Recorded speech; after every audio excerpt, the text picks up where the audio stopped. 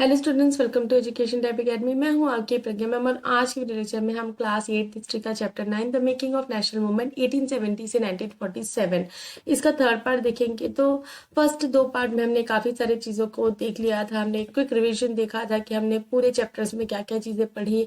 फिर हमने देखा था कि नेशनलिज्म की जो भावना है लोगों के मन में कैसे आई, वो इंडिया को कैसे डिफाइन कर रहे थे और इंडिया को फ्रीडम कैसे दिलाना है जो ब्रिटिशर्स है उनके रूल से, उसके बारे में लोगों ने अब सोचना चालू कर दिया है।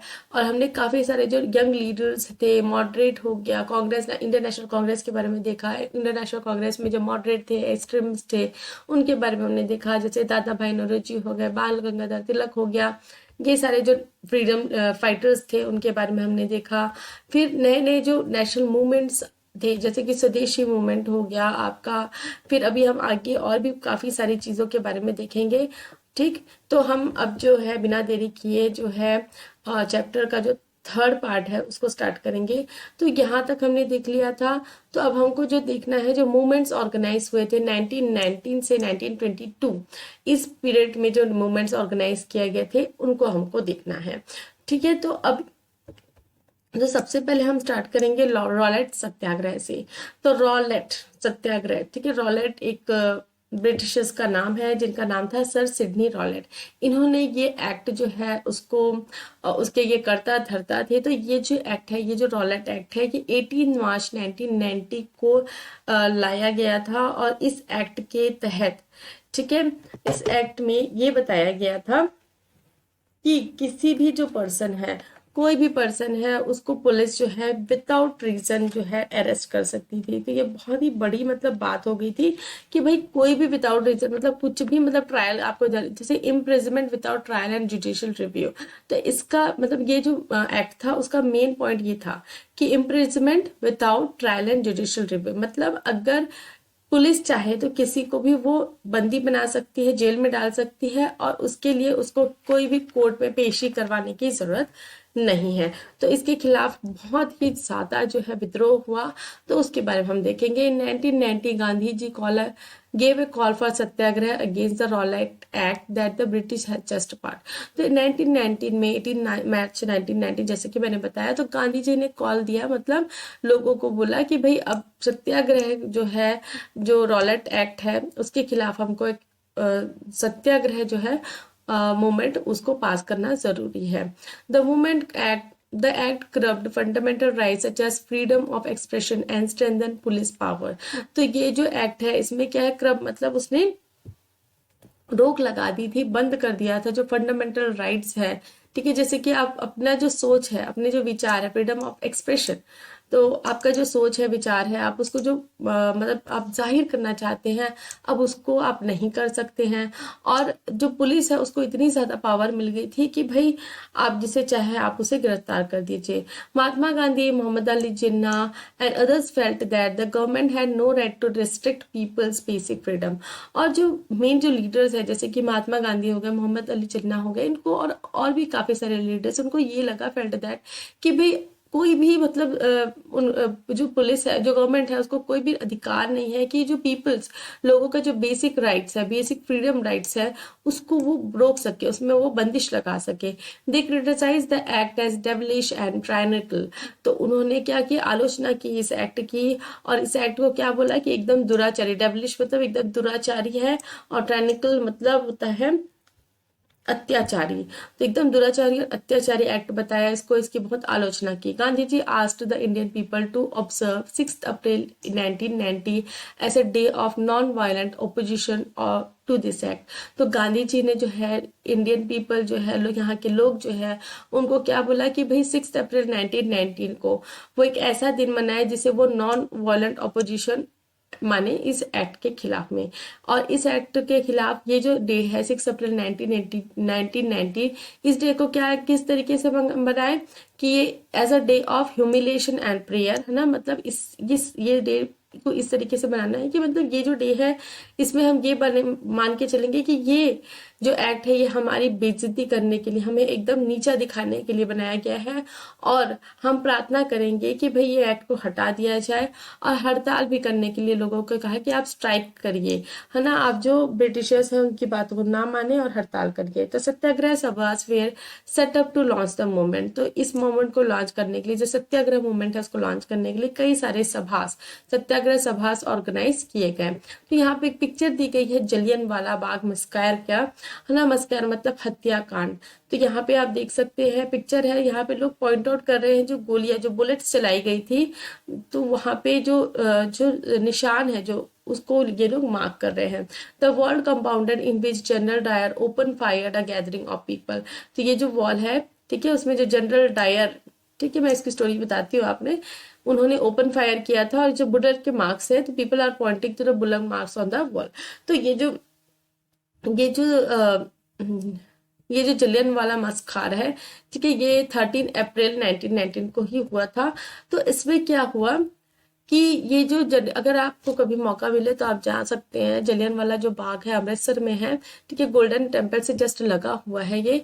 तो ये जो गार्डन है, बाग मतलब गार्डन, तो यहाँ पे क्या है, एक पतली सी गली है जिससे गार्डन के अंदर जाया जाता है, ठीक है, वही गली से आपको आना है, वही गली से जाना है। तो जनरल डायर ने क्या किया, बैसाखी का दिन था, उस समय वहां बहुत सारे लोग इकट्ठा थे। तो वहां पे आने जाने का, जैसे कि मैंने बताया, एक सकरा गली था जिससे आना जाना किया जा सकता था। तो वो जो गली है ना, वहां पे जनरल डायर खड़े हो गए अपने सिपाहियों के साथ में, और वहां पे लोगों के ऊपर उन्होंने धड़ाधड़ गोलियां चलाना चालू कर दिया। तो लोगों के पास आने जाने का रास्ता जो है वो बंद हो गया, क्योंकि वहां पे जनरल डायर खड़े हुए थे और वहां पे गोलियां चला रहे थे। तो वहां पे एक कुआं है, ठीक है, आप अभी भी जाएंगे तो वहां पे कुआं है वहां पे।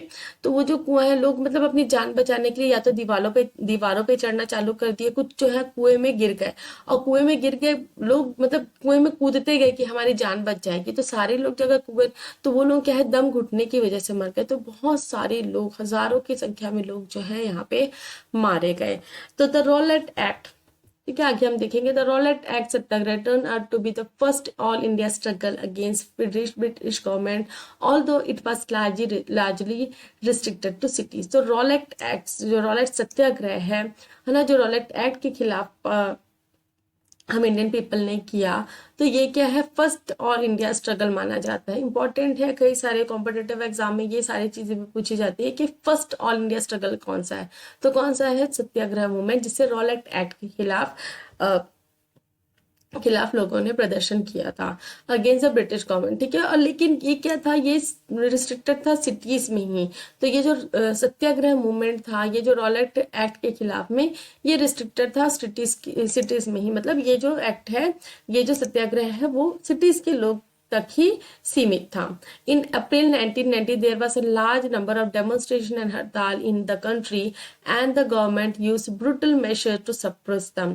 तो अप्रैल 1990 के आते तक, मतलब एक महीने के अंदर अंदर कई सारे प्रदर्शन होना चालू कर दिए, डेमोन्स्ट्रेशन मतलब प्रदर्शन, और हड़ताल होना चालू कर दिए हमारे कंट्री में। और गवर्नमेंट ने बहुत ही कड़े, ब्रूटल मेजर्स मतलब बहुत ही कड़े भयंकर मेजर्स उन्होंने अपनाए, ताकि वो इस सत्याग्रह को सप्रेस कर सके, रोक सके। तो जलियनवाला एट्रोसाइड्स, ठीक है, एट्रोसाइड मतलब अत्याचार, inflicted by General Dyer in Amritsar on Baisakhi day 13 April where a part of this suppression. तो जैसे कि मैंने बताया, जो जलियनवाला बाग एट्रोसाइड्स है, जिसे जनरल डायर ने अमृतसर में बैसाखी के दिन जो है जलियनवाला बाग में किया, तो वो पार्ट था इस तरीके का, जो रिप्रेशन मतलब रोक के लिए। On learning about the massacre, Rabindranath Tagore express the pain and anger of the country by renouncing his knighthood.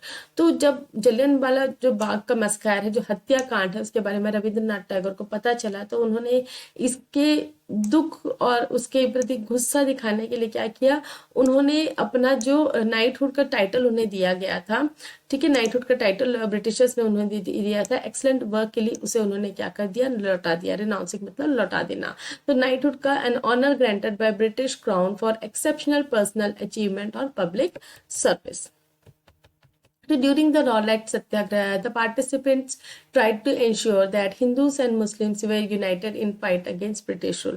तो रॉलेट सत्याग्रह के समय, ठीक है, जितने भी पार्टिसिपेंट्स है वो ट्राई कर रहे थे, है ना, उनका यही उद्देश्य था कि हिंदू और मुस्लिम्स जो है वो एकजुट होकर लड़े ब्रिटिश रूल के खिलाफ में। अगर हिंदू और मुस्लिम में ही मतभेद होगा तो वो ब्रिटिशर्स के खिलाफ क्या लड़ाई लड़ेंगे।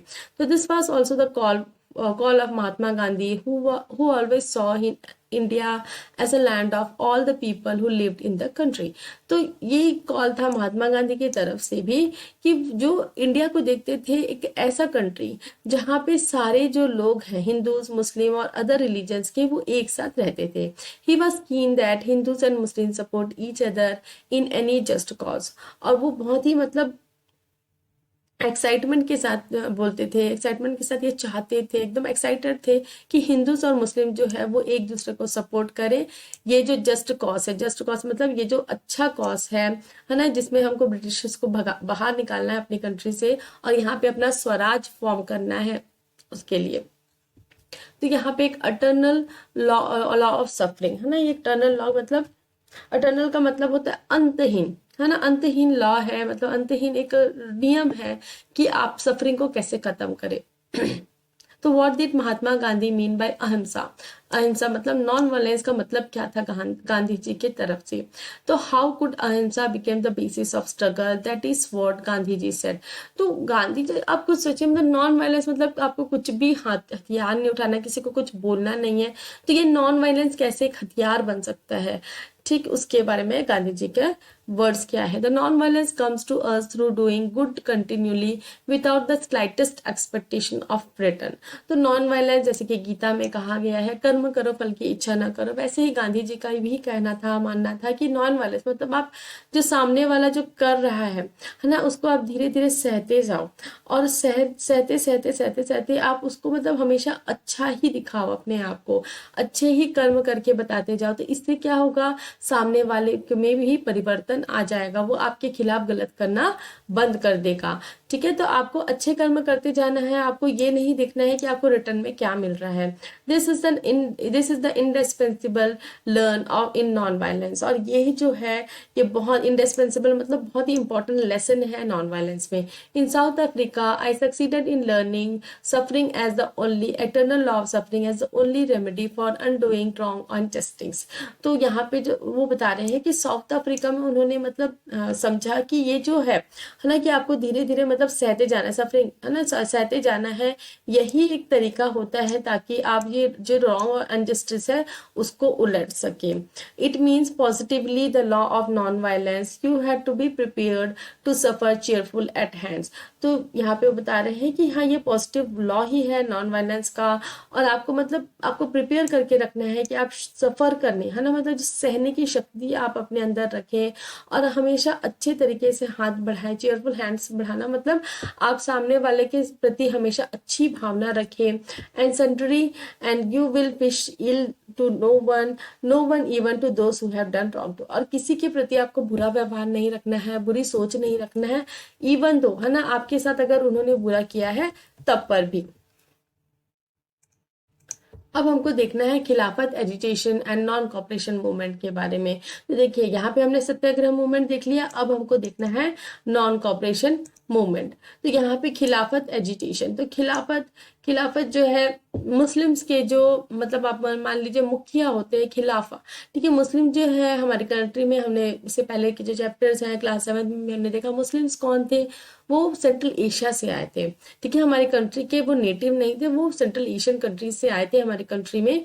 ठीक है, वहाँ पे यहाँ पे साम्राज्य फैलाने के बाद जो तर्किश है ना, तुर्क वगैरह जो देश आए थे, तो उनके जो राजा मान लीजिए उनके जो मुखिया हो गए, ठीक है, खिलाफत कहा जाता था उनको। तो उनके खिलाफ जो है ब्रिटिशर्स ने कुछ हार्श ट्रीटमेंट किया था। उसके कारण जो है हमारे कंट्री में मुस्लिम्स भी है, उसके कारण जो है कुछ एजिटेशन मतलब कुछ मतलब विरोध हुए। तो उसके बारे में हमको देखना है। द खिलाफत issue was one such issue. तो खिलाफत इशू एक इशू था, इसके बारे में हमको देखना है। 1920s the British imposed harsh treaty on the Turkish sultan और खलीफा। ठीक है, तो तुर्किश में जो सुल्तान था या फिर उसको खलीफा भी कहा जा रहा है, खलीफा भी कहते हैं, उनके खिलाफ जो है ब्रिटिशर्स ने एक बहुत ही खराब ट्रीटी, हार्श ट्रीटी मतलब एकदम कठोर वहां पे ट्रीटी, एक समझौता करवाया। ट्रीटी मतलब समझौता। People we are furious about this as they had been about the Jallianwala massacre. तो पीपल जो लोग हैं इस चीज से भी बहुत ही नाराज थे, जो मुस्लिम कम्युनिटी के लोग हैं। और वैसे भी जलियनवाला बाग का जो मस्कार था, हत्याकांड था, उससे लोग तो नाखुश थे ही, और ये जो खिलाफत इशू है उससे भी लोग बहुत ही गुस्सा होने लगे। Also Indian Muslims were keen that khalifa to be allowed to retain control over Muslim sacred places in the unwise Ottoman empire. तो इंडियन जो मुस्लिम्स है वो ये चाहते थे कि खिलाफा जो है, खलीफा जो है, तुर्की सुल्तान जो है, उसको अलाउ किया जाए जो मुस्लिम के जो स्केयर प्लेसेस है, जो पूजा पाठ वाले जो उनके जगह है ना, जो उनके जो स्केयर प्लेसेस मतलब जहाँ पे वो पूजा वगैरह करते हैं, और जो उनके तीर्थ वगैरह स्थान हो गए, ठीक है, तो वहां पे उनको उनका ही कंट्रोल रहे, जो खिलाफा है उनका ही कंट्रोल रहे, जैसा कि पहले अनवैस मतलब पहले हुआ करता था ऑटोमन एम्पायर के टाइम में। The leader of the Khilafat agitation Mohammad Ali and Shaukat Ali now wish to initiate full fledge non cooperation movement. और जो लीडर थे खिलाफत एजिटेशन के, मोहम्मद अली और शौकत अली, वो अब चाहते थे कि अब एक पूरी तरीके से फुल फ्लेश मतलब पूरी तरीके से नॉन कॉपरेशन मूवमेंट लॉन्च हो जाए। नॉन कॉपरेशन मतलब जो ब्रिटिशर्स कह रहे हैं उसको अब नहीं माना जाएगा हमारी कंट्री में, और हमको ब्रिटिशर्स के साथ कोऑपरेट करके नहीं चलना है। Gandhi ji supported their call and urged the Congress to campaign against Punjab wrongs, Jallianwala massacre and the Khilafat wrong and demand swaraj. तो गांधी जी ने भी सपोर्ट किया, जो मोहम्मद अली शौकत अली ने कहा कि भाई एक नॉन कॉपरेशन मूवमेंट अब लॉन्च कर देना चाहिए, और उन्हें कांग्रेस से आग्रह किया, अर्ज किया कि अब एक कैंपेन लॉन्च किया जाए, एक अभियान लॉन्च किया जाए जिसमें ये जो पंजाब में हुआ है और जो खिलाफत रॉन्ग है, और उनको क्या डिमांड करना है, स्वराज डिमांड करना है कि भाई अब स्वराज की जरूरत है हमारी कंट्री को, हमारे कंट्री को अब हमको खुद के तरीके से चलाना है। The non-cooperation movement gained momentum through 1921-22। तो नॉन कॉपरेशन मूवमेंट जो है कब गेन हुआ, और जिससे मोमेंटम मतलब वो अच्छी तरीके से लॉन्च किया गया सारी कंट्री में, तो 1921-22। Thousands of students left government control schools and colleges. और हजारों संख्या में स्टूडेंट्स जो है, जो गवर्नमेंट के जो स्कूल्स में और कॉलेज में पढ़ रहे थे, वो वहां से उन्होंने स्कूल्स और कॉलेज को छोड़ दिया। Many lawyers such as Motilal Nehru, C R Das, Rajagopalachari and Asaf Ali gave up their practices. और बहुत सारे जो लॉयर्स थे, जैसे कि मोतीलाल नेहरू हो गए जो जवाहरलाल नेहरू के पिता थे, सी आर दास हो गए, और सी राजगोपालाचारी हो गए, असफ अली हो गए, कि इन्होंने प्रैक्टिस करना छोड़ दिया। British titles way surrender and legislature boycotted. और जो ब्रिटिशर्स ने जो टाइटल दिए थे हमारी कंट्री के लोगों को, तो उनको वो क्या कर दिया, उन्होंने वापस कर दिया। सरेंडर करना मतलब वापस कर दिया। जो लेजिस्लेचर है, जहाँ पे हमारे कंट्री के लॉस वगैरह बनाए जाते हैं, उसको लेजिस्लेचर कहा जाता है। जो लेजिस्लेचर है उसको बायकॉट किया जा रहा था। People lit public bonfire on foreign cloth. और जो फॉरेन के क्लोथ्स है उसको जो है लोग उसका विरोध करने के लिए क्या है, उसमें आग लगा दी। एक जगह इकट्ठा करते थे, बॉनफायर मतलब एक जगह इकट्ठा करना और वहां आग लगा देना। The import of foreign clothes fail drastically between 1920 and 1922। तो जो इम्पोर्ट है फॉरेन क्लोथ्स के, वो क्या है, बहुत ही ड्रास्टिकली मतलब अचानक से गिर गए 1920 और 22 के बीच में। But all this was merely the tip of the iceberg. और ये सारी जो चीजें हो रही थी, ये क्या था, टिप ऑफ द आइसबर्ग, मतलब छोटे ही रूप में हो रहा था। क्यों? क्योंकि पूरी जो कंट्री है, सिर्फ ये जो मोमेंट्स वगैरह हो रहे थे उस समय की सिटीज तक ही रिस्ट्रिक्टेड थे। तो बहुत सारे जो पार्ट्स है कंट्री में, वहां पे इस रिवॉल्ट में लोग हिस्सा नहीं ले रहे थे, क्योंकि उनके हिसाब से क्या होता था, ठीक है, ब्रिंक ऑफ फॉर्मेडेबल रिवॉल्ट, मतलब वो डरते थे इस तरीके के रिवॉल्ट से। ये जो विद्रोह हो रहा था, डर पैदा करने वाला था लोगों के मन में, तो इसलिए वो उससे दूर रहना ही पसंद करते थे। अब हमको देखना है लोगों की क्या भागीदारी थी, जो कॉमन पीपल है उनकी क्या भागीदारी थी इस रिवॉल्ट में। In many cases people resisted British rule non violently. और बहुत सारी जगह जो है लोग जो है ब्रिटिश रूल को जो है रेजिस्ट करते थे बहुत ही नॉन वायलेंट तरीके से। और इन अदर्स है ना, बहुत सारे केसेस में ऐसा होता था, लेकिन अदर केसेस में क्या होता था, different classes and groups interpreting Gandhi's call in their own manner protested in ways that were not in accordance with his ideas। तो बहुत सारी जगह ऐसा होता था कि नॉन वायलेंट तरीके से तो कर रहे थे लोग, लेकिन अदर जगह क्या होता था, डिफरेंट क्लासेस और ग्रुप्स जो है वो गांधी जी जो बोल रहे हैं उसको गलत तरीके से इंटरप्रेट मतलब गलत तरीके से सोचते थे, और अपने तरीके से वहां पे प्रोटेस्ट करना वो चालू कर देते थे अपने आइडियाज के in accordance with their his ideas, मतलब अपने protested in ways that they not accordance in idea, और ऐसे तरीके से प्रोटेस्ट करते थे, मतलब मार धाड़ हो गया और इधर आग लगाना है, मतलब वायलेंस वाला जो तरीका होता है उस तरीके को अपना के वो जो गांधी जी वाला तरीका है उसको नहीं अपनाते थे। In either case people linked their movements to local grievances, ठीक है। और कुछ केसेस में ऐसा होता था पीपल जो है उनके मूवमेंट जो है, जो ये नेशनल मूवमेंट है ना, पूरा मतलब पूरे कंट्री में जो मूवमेंट होना चाहिए था उसको लिंक कर देते थे अपना जो उनका जो लोकल दुख है। जैसे अगर कोई गाँव है वो अपने जमींदार से परेशान है तो वो उसको लिंक कर देते थे और वहां पे वो अपने तरीके से वहां पे प्रोटेस्ट करना चालू कर देते थे। जैसे कि एग्जांपल दिया गया है, इन Kheda Gujarat Patidar peasants organise non violent campaign against the high land revenue demand of the British. तो खेड़ा गुजरात में पट्टीदार पीसेंट्स जो हैं उन्होंने ऑर्गेनाइज किया नॉन वायलेंट कैंपेन जो कि था हाई लैंड रेवेन्यू जो ब्रिटिशर्स डिमांड कर रहे थे। इन coastal Andhra and interior Tamil Nadu liquor shops way picked, और कोस्टल आंध्रा और जो इंटीरियर तमिलनाडु का जो एरिया है वहां पे जो लिकर शॉप मतलब लिकर मतलब जो अल्कोहल जो शराब की जो दुकानें हैं उनको क्या कर दिया गया, पिक्टेड मतलब वहां पे किसी को एंट्री करने से रोका जा रहा था। तो पीपल प्रोटेस्टिंग आउटसाइड बिल्डिंग और shop to prevent others from entering. In the Guntur district of Andhra Pradesh tribals and poor people staged a number of forest satyagraha, sometimes sending their cattle in forest without paying grazing fee। और कुछ जगह ऐसा था जैसे कि आंध्र प्रदेश में जो ट्राइबल्स है और जो पुअर पीसेंट्स है वो मतलब फॉरेस्ट सत्याग्रह उन्होंने चालू कर दिया। वहां पे वो क्या करते थे कि अपने कैटल्स को फॉरेस्ट में भेज देते थे जहां उनको एंट्री करने से मना किया गया था। They were protesting because a colonial state had restricted their use of forest resource in various way. और वो इसलिए प्रोटेस्ट कर रहे थे क्योंकि जो ब्रिटिश गवर्नमेंट है उन्होंने रेस्ट्रिक्ट कर दिया था, रोक लगा दी थी कि वो फॉरेस्ट के जो रिसोर्सेस है उसको यूज नहीं कर सकते थे। They believe that Gandhi ji would get their taxes reduced and have forest regulation abolished. और ये मान के चल रहे थे ये जो लोग हैं कि गांधी जी जो है इनके टैक्सेस जो है उनको कम कर देंगे और जो ये फॉरेस्ट में उनको पाबंदी लगा दी गई है जो ट्राइबल्स के लिए उसको वो हटवा देंगे। In many forest villages peasants proclaim Swaraj and believe that Gandhi Raj was to be established। और बहुत सारे जो फॉरेस्ट विलेजेस हैं वहाँ पे जो पीसेंट्स है वो उन्होंने क्या घोषित कर दिया था स्वराज के लिए, और ये मान के चल रहे थे कि अब गांधी राज आने वाला है और यहाँ पे जो है हम खुद से राज करेंगे। तो महंत और इलीगल एविक्शन का मीनिंग हम देख लेते हैं। महंत जो है religious functionaries of Sikh gurdwara से, इलीगल एविक्शन मतलब फोर्सेबल मतलब बहुत फोर्स मतलब जो जबरदस्ती के साथ जो है टीनेट्स जो है ना जो किराए में जो पीसेंट्स काम करते हैं उनको हटा दिया जाता था जिस लैंड में वो काम करते रहते थे। तो in Sindh now in Pakistan Muslim traders and peasants were very enthusiastic about the Khilafat call. जो सिंध जो एरिया है जो पाकिस्तान का वहाँ पे जो मुस्लिम ट्रेडर्स और पीसेंट्स है वो बहुत ही उत्साहित थे ये जो खिलाफत कॉल है उसके लिए।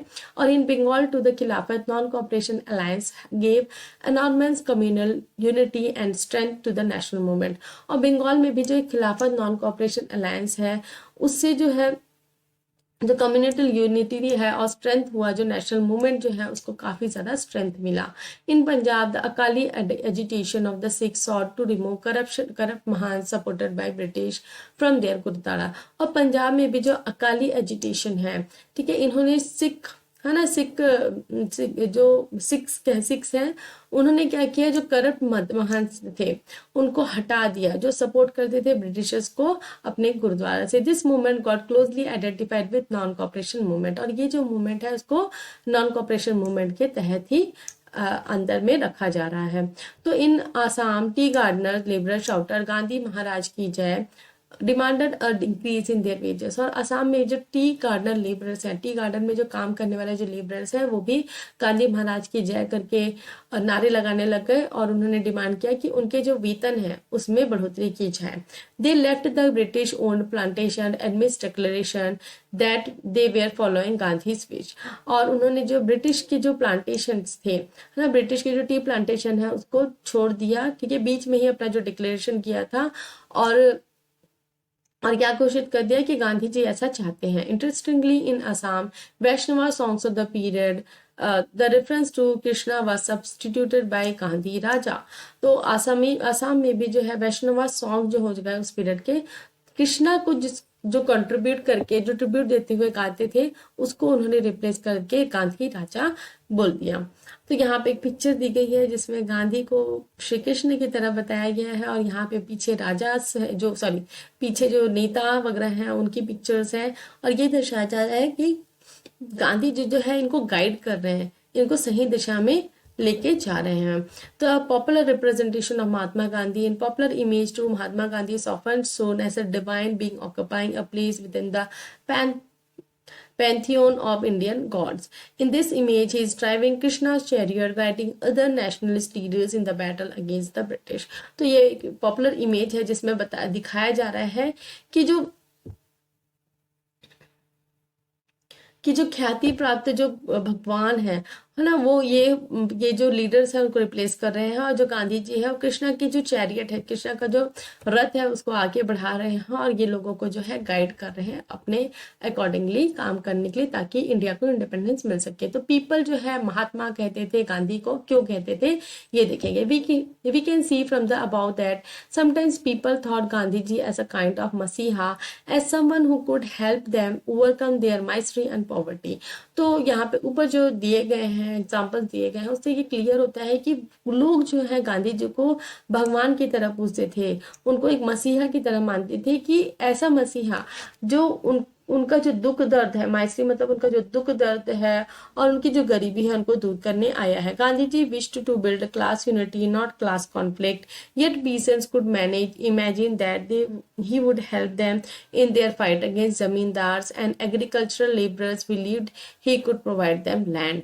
तो गांधी जी जो है वो ये चाहते थे कि क्लास यूनिटी हो। क्लास यूनिटी मतलब जो ब्राह्मण है, क्षत्रियास है और जो अनटचेबिलिटी है ये सारा जो है हमारी कंट्री में ना हो और कास्ट कॉन्फ्लिक्ट है ना, ये जो क्लासेस है उनके बीच में मतभेद भी नहीं हो। लेकिन फिर भी जो पीसेंट्स हैं ये वो इमेजिन करके चलते थे कि वो उनको क्या है हेल्प करने वाले हैं, जो जमींदार्स हैं उनके खिलाफ में, और जो एग्रीकल्चर लेबरर्स हैं ये बिलीव करके चलते थे कि वो उनको जो उनका जो खोया हुआ जो जमीन है उसको वापस दिला देंगे। At times ordinary people credited Gandhi ji with their own achievements, और ऐसा भी होता था कि कई बार जो है लोग अपने लिए विद्रोह करते थे और वो विद्रोह में जीत भी जाते थे, लेकिन अपने तरीके से जीत जा रहे हैं लेकिन फिर भी वो क्रेडिट किसको दे देते थे कि गांधी जी, हमने गांधी जी का नाम लिया इसलिए हमको जीत मिल गई, इसलिए हम सक्सेस हो गए। तो देखेंगे यहाँ पे एग्जाम्पल दिया गया है। For example at the end of a powerful movement peasants of Pratapgarh in United Province, now Uttar Pradesh, managed to stop illegal evictions of tenants, but they felt it was Gandhi ji who had won this demand for them. तो यहाँ पे जो Pratapgarh peasants थे प्रतापगढ़ के, उन्होंने क्या किया, जो उनके मतलब इलीगल एविक्शन मतलब जो टेनेंट्स थे, ठीक है, उनको जो फोर्सिबली उनके लैंड से हटा दिया जाता था, जो रेंटेड लैंड उसमें जो लोग काम कर रहे हैं वहां से हटा दिया गया था, उनको वो मैनेज कर लिया कि हाँ इस पर रोक लगा दी जाए। लेकिन जीतने के बाद उन्होंने सारा क्रेडिट किसको दे दिया, गांधी जी को दे दिया। क्यों दिया, तो उनको क्या लगता था कि गांधी जी हैं जिन्होंने उनको जीत दिलाई है। At other times using Gandhi ji's name tribal and peasant undertook action that did not conform to Gandhi ji ideas. तो और ऐसा भी होता था कि कई बार जो है गांधी जी का नाम तो ले लेते थे ट्राइबल्स और पीसेंट्स, और ऐसे एक्शंस करते थे जो गांधी जी के आइडियाज को फॉलो नहीं करते थे, पर भी वो अगर जीत जाते थे तो वो गांधी जी को ही अच्छा मतलब गांधी जी को ही क्रेडिट देते थे। तो it was he who got bedakhli stopped in Pratapgarh, ठीक है, बेदखली इलीगल एविक्शन, ठीक है, हिंदी में मतलब हो गया। तो मतलब यहाँ पे बोलना चाह रहे हैं कि गांधी जी ही हैं जिन्होंने स्टॉप किया, जिन्होंने रोक लगाई ये जो प्रतापगढ़ में जो किस्सा हो रहा था इलीगल एविक्शन का। तो the following is an extract from CID report on Kisan movement in Allahabad district January 1921. The currency which Mr. Gandhi's name has acquired even in the remotest villages astonish. तो currency, ठीक है, currency का मतलब यहाँ पे हो रहा है विश्वसनीयता, ठीक है, विश्वसनीयता जो है गांधी जी का नाम का जो विश्वास है लोगों के मन में, ठीक है, ये मतलब छोटे से छोटे गांव में भी है और ये क्या है बहुत ही आश्चर्यजनक है। No one seems to know quite who or what he is, but it is accepted fact that he says is so and what he orders must be done। देखिए बहुत सारे लोग जो है वो गांधी जी के बारे में बिल्कुल जानते भी नहीं थे, सिर्फ उनका नाम सुना था उन्होंने, वो बिल्कुल जानते नहीं थे कौन है ये और ये कैसे दिखते हैं, who is he, what is his, ये किसी को पता नहीं था। लेकिन ये एक्सेप्टेड फैक्ट था कि लोग ये मान के चलते थे कि जो भी वो बोल रहे हैं और जो भी वो ऑर्डर दे रहे हैं उसको करना ही है। ही इज अ महात्मा और साधु, अ pandit, a Brahmin who lives at Allahabad, even a devta. The real power of his name is to be traced back to the idea what it was he who got basically illegal eviction stopped in Pratapgarh as a general rule। तो यहाँ पे उनको महात्मा गांधी को क्या बोल रहा है, वो महात्मा गांधी जी को क्या बोला जा रहा है कि वो एक महात्मा है या साधु है, पंडित है, ब्राह्मण है, या मतलब देवता भी बोल रहे हैं लोग उनको, है ना। उनके पास एक रियल पावर, उनके नाम में ही एक पावर है जिससे क्या है, इलीगल इविक्शन जो है वो क्या हो गया, रुक गया। ठीक है, प्रतापगढ़ में। Gandhi ji is not thought of being an antagonist to government but only to zamindar. We are for Gandhi ji and the sarkar. ठीक है, विरोध, है ना। गांधी जी को मतलब ये मान के चले कि वो गांधी जी जो है गवर्नमेंट का विरोध नहीं कर रहे हैं, वो सिर्फ जमींदार का विरोध कर रहे हैं। और गांधी जी मतलब हम गांधी जी के लिए हैं और हम सरकार के लिए हैं, ये लोग वहां पे बोलना चाह रहे हैं। तो यहाँ पे हमने गांधी जी के बारे में भी देख लिया कि कितना मतलब उनको भगवान की तरह लोग पूछते थे। तो अब आगे हमको देखना है हैपनिंग्स ऑफ 1922 से 29 के बीच में जो टाइम पीरियड है उसमें। तो यहाँ पे जो है हम बहुत सारी चीजें डिस्कस करेंगे। ये जो पार्ट है हम नेक्स्ट वीडियो लेक्चर में डिस्कस करेंगे 1922 से 29 के बीच में। तो इसमें हम बहुत सारी चीजों को देखेंगे। तो हम यहाँ पे दांडी मार्च देखने वाले हैं, साइमन कमीशन के बारे में देखने वाले हैं, वुमेन्स का क्या रोल था फ्रीडम स्ट्रगल में, वुमेन्स का क्या रोल था इसको भी हमें देखना है, हमें इंडिपेंडेंस कैसे मिली। ठीक है, उसके बाद हमारी कंट्री का पार्टीशन कैसे हुआ और पार्टीशन के बाद हमारी कंट्री की क्या स्थिति थी, ये सारी चीजें हम नेक्स्ट पार्ट में देखेंगे। ये चैप्टर बहुत बड़ा था इसलिए इस चैप्टर को मैंने 4 पार्ट्स में किया है, तो लास्ट पार्ट देखना है हमको, तो वो हम नेक्स्ट वीडियो लेक्चर में देखेंगे। तो आज का वीडियो लेक्चर आपको कैसा लगा आप कमेंट में बताएंगे, और अगर आपको ये वीडियो लेक्चर पसंद आया है तो इस वीडियो लेक्चर को शेयर करिए अपने फ्रेंड्स के साथ में। और अगर वीडियोस मेरे पसंद आ रहे हैं आपको तो चैनल को सब्सक्राइब कर लीजिए, बेल नोटिफिकेशन को भी ऑन कर लीजिए ताकि जब भी मैं नए वीडियोस डालूं तो आपको नोटिफिकेशन मिल सके। Thanks for watching.